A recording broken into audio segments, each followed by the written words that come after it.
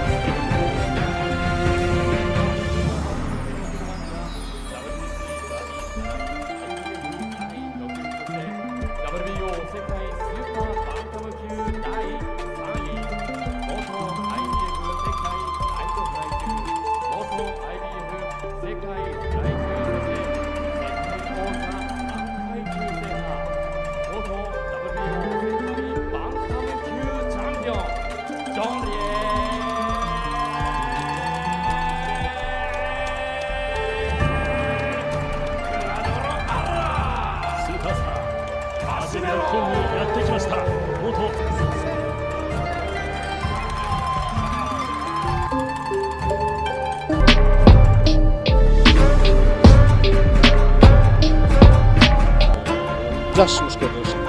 Ya bu yaşlı. Ben böyle. Ele jeter. Aquela água.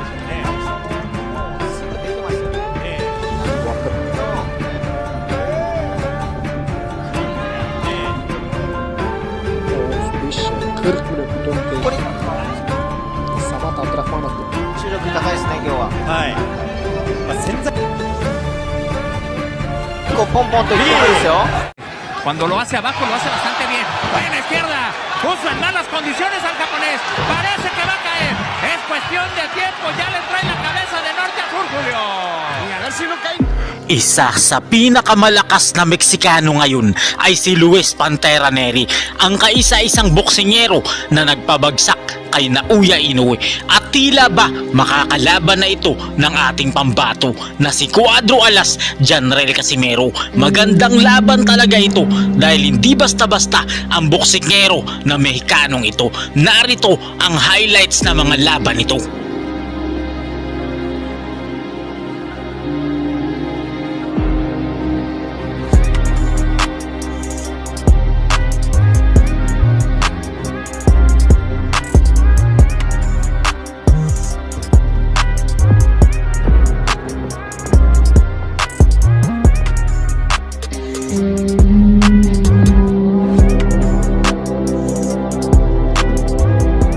Alam nyo ba na malapit nang maglaban si Janrel Casimero at Luis Pantera Neri, pero hindi mananalo ang Mexicanong kalaban kontra sa ating kababayan dahil lahat ng Mexicano na nakalaban ni Casimero ay kanyang pinabagsak gamit ang napakalakas na kamao, kaya knockout ang sasapitin ng Mexicanong kalaban.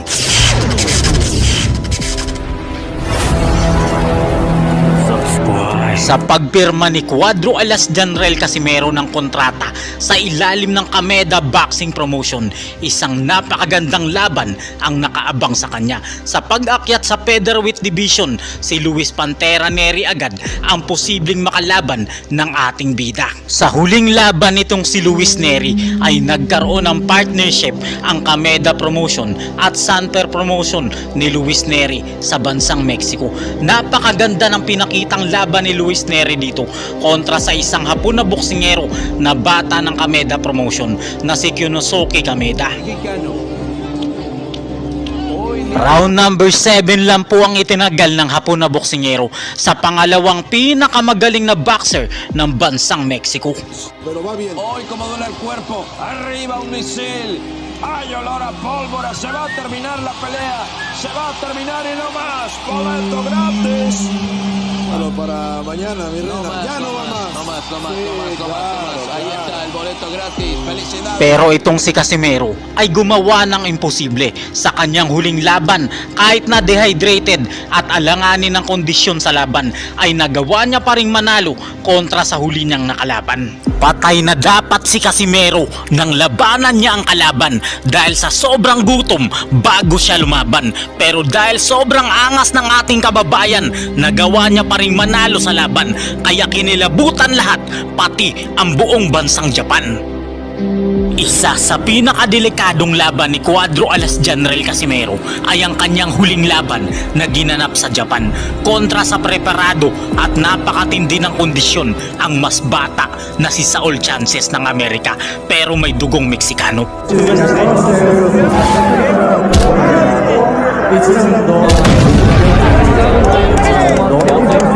Kinilabutan talaga si Naoya Inoue, Canelo Alvarez at ang buong bansang Japan, pati ang bilyonaryong promoter sa Pilipinas na si Chavit Singson.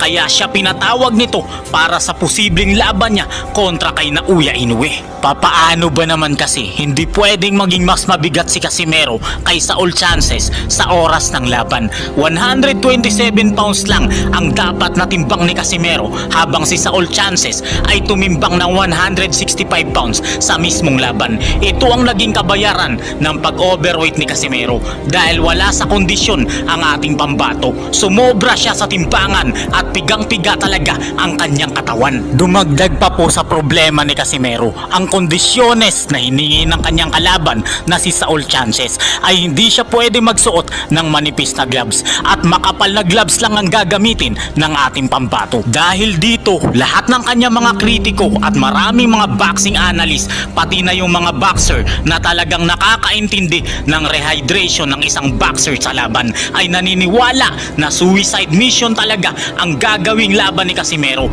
Kumbaga, sigurado na ang kanyang pagkatalo dahil pigang-piga siya at hindi pwedeng kumain. Wala nang lakas dahil kailangan niyang panatilihin ang 127 pounds na timbang hanggang sa oras ng laban. Samantalang si Saul Chances ay tumimbang mula 122 pounds sa weigh-in hanggang 165 pounds nang tumungtong na ito sa ibabaw ng lona. Kaya ang hirap isipin kung paano nanalo si Cuadro Alas General Casimero sa laban na ito at napakaraming natalo na kanyang basher at kritiko. Yung totoo sa yung ginawa ni Casimero, that's a suicide mission. Totoo, suicide mission yun. ngayon. Kasi dehydrated siya. Oo, Dehydrated siya, eh. gutom siya. Tapos lumaban siya. Plus, the idea na natapos niya ang laban ng first round. Oh. Even my wife, medyo Casimero, sabi ng wife ko habang nanonood kami, grabe naman galing ni Casimero. Paano siya nanalo na dehydrated siya gutom? Oh, yan. Kasi yung wife ko, fighter din kasi yun eh. Ano yun eh, Ayun. kasi yung champion mo.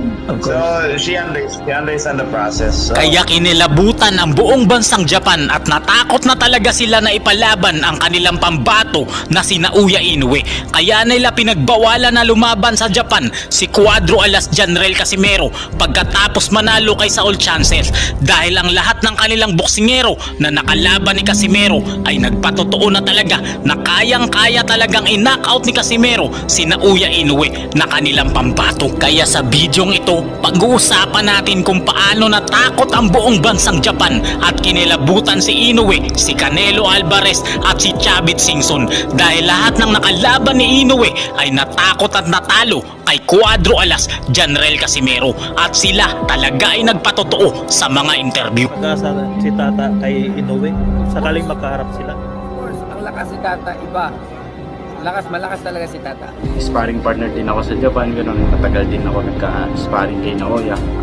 Kay Naoya, sa dami ng rounds, hindi ako narugi talaga doon sa sparring namin. Hindi ko nakaramdam ng rugi sa kanya. Pero kay Casimero kahapon, first time lang, narugi ako eh. Alam kong marami sa inyo ang nagtatalo-talo kung sino ba talaga ang mananalo kung sakaling maglalaban na si Naoya Inoue at si Cuadro Alas General Casimero. Kaya kailangan mo talagang mapanood ang bidyong ito. Ang isa sa napakalaking tanong ng napakaraming boxing fans ay kaya nga bang manalo ng angas ng Pinas sa halimaw ng Japan? Sa bidyong ito ay bibigyan natin ng kasagutan ang tanong na ito ng napakaraming boxing fans. 3 boksingero ang nakalaban na ni Inoue at Casimero ang magpapatotoo na kaya talagang manalo ni Casimero kontra kay Naoya Inoue. At mukhang delikado at dihado sa kamao ni Casimero ang hapon na ito. At si Nonito Donaire na 2 beses nang nakalaban ni Inoue ay sinabi na kaya talagang manalo ni Casimero laban kay Naoya Inoue. Nasa dibdib mo. 2 beses mo nakaharap si Inoue. Maraming nanonood dito. Oo, 2 beses yan. Sa tingin mo ba kaya may pag-asa yung si Tata kay Inoue sakaling magkaharap sila? Of course, ang lakas si Bilis na Tata, sagot ni iba. Champ. Malakas talaga si Tata, no? Si Champ Tata. At yung malamit niya yung ginamit niya na yung jab, and then nagsiset up siya. He's gonna be a very formidable opponent. At ang pinakahuling hapon na nakalaban ni Casimero na si Yukinori Ogoni ay inamin talaga na natakot kay Casimero dahil sa suntok nito na nagawang wasakin ang kanyang bungo.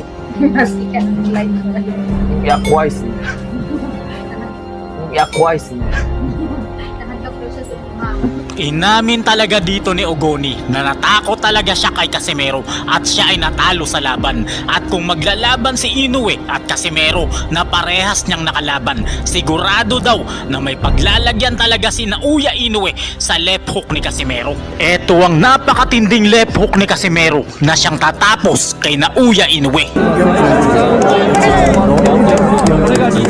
2 Hapon at 1 Pinoy ang parehas na nakalaban ng 2 boksingerong ito. Umpisahan natin kay Kenya Yamashita. Ito yung Hapon na boksingero na nakalaban ni Casimero noong taong 2019. At si Kenya Yamashita rin ang madalas na kasparing partner noon ni Naoya Inoue. Ngunit ang laban ng Casimero versus Kenya Yamashita ay maagang natapos sa round 6. Itinigil na ng referee ang laban dahil di na kaya ng Hapon na makipaglaban. Kung sa kamao ni Inoue ay nakayanan pa ni Yamashita, pero sa kamao ni Casimero ay bumigay na talaga siya.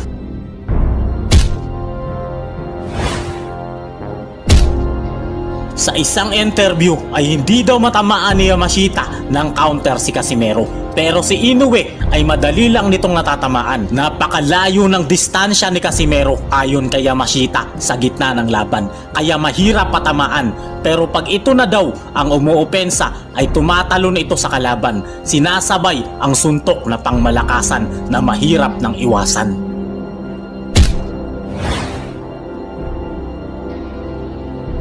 Pag si Inoue ang sumuntok kay Yamashita, nababasa pa ni Yamashita. Pero pag si Casimero na ang sumuntok kay Yamashita, sapul na si Yamashita. Ayon kay Yamashita, mabagal daw si Casimero kung iyong titingnan. Pero ito daw kasi ang paraan para maging lalong mabisa ang unpredictable na galawan. Dito ay napagtanto na ni Yamashita na napag-aralan at na-master na ng gusto ni Casimero ang lahat ng skill ng isang boxing player.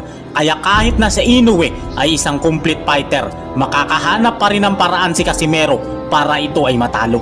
At kung mauunang makatama ng sulido si Casimero kontra kay Inoue, siguradong matatalo na si Inoue kay Casimero. Pero si Inoue ay nagpapabago-bago ng taktika depende sa kalaban nito. Pero magiging walang silbi lang daw ito kay Casimero dahil nga unpredictable ang galawan ni Casimero. Mapakaliwa o kanan ang gamitin ni Casimero ay parehas daw napakalakas at mapanganib na kamao. At ayon kay Yamashita, ang pinakadelikado sa lahat kay Casimero kung saan ang gumagalaw ang mga katawan nito na hindi na niya iniisip ang mga ensayo. Nag-a-adjust ang style ni Casimero depende sa kanyang kalaban doon na mismo sa gitna ng laban. Mahirap itong maipaliwanag at hindi maiintindihan ng simpleng boksingero lang. Pero isa lang daw ang tumatak sa isip ni Yamashita, napakahusay nitong kalaban na maaari lang daw matalo kung gagamitan ng dayaan. Sumunod naman na boksingero ay si Ryo Akaho. Hapon din ang boksingerong ito na nakalaban ni Casimero. Ito ang nakakagulat na revelasyon ng Hapon dahil ayon sa kanya, pagdating kay Inoue, madali lang niya itong tinalo. Dumating pa nga sa punto na 3 beses niya itong napabagsak sa kanilang sparring na laban. 井上選手の内割りに右フックだけが当てると。左フックを狙ってるっていう感じ。左ボディっていうより、前半少なかったよね。ジャブ。うん。ボディにジャブと、右ストレートを多発しているから、まあ左ボディで取っといて。 Pero pagdating kay Casimero, iba ang naging kwento. Dahil halos mamatay daw si Akaho sa lakas ni Casimero. Nabasag pa nga ang panga nito sa lakas ng suntok ni Casimero. At ito ang dahilan kung bakit siya natalo. Dahil sa kanyang pagkahimatay at pagkabasag ng panga, inamin ng hapon na tumalo kay Inoue na siya ay nawasak talaga at natalo sa pamamagitan ng KO kay Cuadro Alas Janrel Casimero. Sa lakas ni Casimero ay natakot talaga si Akaho kaya siya nag-inarte at kusang sumuko. Isang bagay na hindi niya naramdaman nang makaharap niya si Inoue. Kaya para sa kanya, kung maglalaban si Inoue at Casimero, sigurado daw na may kalalagyan talaga si Inoue sa lakas ni Casimero. Ang pangatlong boksingero na buhay na magpapatunay na kaya talagang matalo ni Casimero si Inoue ay si Pete Apolinar, isang Pilipinong boksingero na ilang beses ding nakasparing ni Inoue at nakasparing din si Casimero. Sparring partner din ako sa Japan, ganun, matagal din ako nagka-sparring kay Naoya. Kumbaga sa dinami-dami na, marami na rin yung rounds namin na nagpalit. Suntok, kumain ako ng suntok niya. Ganun. At yun, naramdaman ko yung mga pinagkaiba nila. At ano. Ayon kay Apolinar, si Casimero daw ang klase ng boksingero na sa una ay magpapagpag lang ng kalawang, pero sa oras na ito ay maging seryoso ay naramdaman niya talaga ang pagiging halimaw nito na para daw isang leon sa ibabaw ng lona. Hindi naman bago sa atin na yung lakas niya talaga. Pero nagano, parang nasurpresa ako kasi yung unang nakita ko siya nag-sparring. Ano lang pala yun, parang kala ko ganun, parang spar play lang, pero parang nagpapagpag lang pala siya ng kalawang. Kasi nung kahapon, nung last sparring kami, grabe, parang na siyang leon. Grabe, iba na yung kondisyon niya, ibang Casimero na yung ano. Pagtungtong mo ng ring, parang nandun na yung killer instinct niya eh. Isang bagay na hindi niya naramdaman kay Naoya Inoue, ito ang lakas ng presensya ni Cuadro Alas Janrel Casimero. Nang makalaban niya daw si Casimero, sobrang unpredictable talaga ng mga suntok nito. Dahilan upang hindi talaga mabasa ang mga atake ni Casimero ng isang boksingero. Talaga, angas na pila. Kasi yung mga suntok niya, ano eh, unpredictable kung baga. Kasi tsaka hindi mo siya makukumpiyansahan talaga kasi yung pag-ilag niya merong babalik na mas malakas. Ganun. Ayon din kay Apolinar, gamit ni Casimero ang mga paa at inuunat niya ng gusto ang kanyang katawan upang maging todo bigay ang suntok na kanyang papakawalan. Baga, yun sa pag-ilag niya, nandun pala yung dun niya siniset up yung malakas na counter, gano'n. Yung lakas ng suntok niya nagagaling talaga sa ano niya, sa hip, sa leg, gano'n. Binibend niya talaga yung niya para pagbigay, talagang tutubigay talaga. Nang makaharap daw ni Apolinar si Naoya Inoue, ilang beses daw siyang kumain ng kamao ni Inoue pero hindi siya narugi. Pero nang unang beses niyang makasparing si Casimero ay narugi talaga siya ng gusto. Partida ni Casimero, first time pa ito. Kinaoya, sa dami ng rounds, hindi ako narugi talaga doon sa sparring namin. Hindi ko nakaramdam na narugi sa kanya. Pero kay Casimero kahapon, first time lang narugi ako eh. Tinanong ni Diego Bandido si Pete Apolinar ng isang seryosong tanong kung sino sa tingin niya ang mananalo kung maglalaban si Inoue at Casimero, at ikakagulat mo talaga ang naging sagot nito. Sino yung mananalo pag naglaban sila? Para sa akin, malaking chance nila parehong manalo.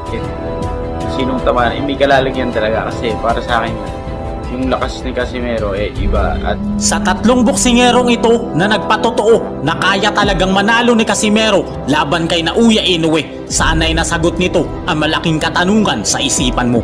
At ang pinakamalaking dagdag dito na si Yukinori Ogoni ay nagsabi talaga na siya ay natakot at natalo kay Cuadro Alas Janrel Casimero. At ang nakalaban niya sa sparring na si Naoya Inoue ay kayang-kaya talagang in-knockout ng ating pambato. Wala nang ibang makakatalo kay Naoya Inoue kundi si Casimero. Sa huling laban naman ni Casimero sa bansang Japan, dito na talaga kinalabutan ang buong bansang Japan, si Inoue at si Chavit Singson, dahil sa imposibleng manalo ang isang pigang-piga, hindi kumain at rehydrated na si Casimero kontra sa kondisyonadong kalaban na si Saul Chances. 127 pounds lang si Casimero kontra sa 165 pounds na si Sanchez. Parang lumaban si Casimero kay Canelo Alvarez. Pero sa labanang ito, round number 1 lang ang itatagal ng Meksikano mula sa napakahusay at talentado na ating pambato.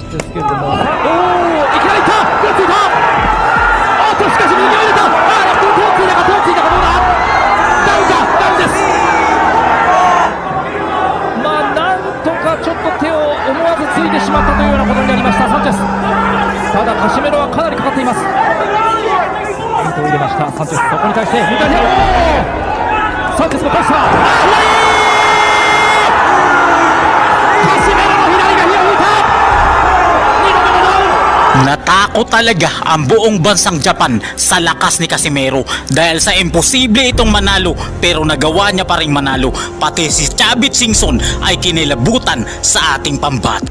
Ang pagsuko ng buong bansang Japan kay Cuadro Alas Janrel Casimero na tinalo ang lahat ng Hapon na boksingero na nakalaban nito. At ang lahat ng mga Hapon na boksingerong ito ay bata na Inoue at kasparing partner niya palagi.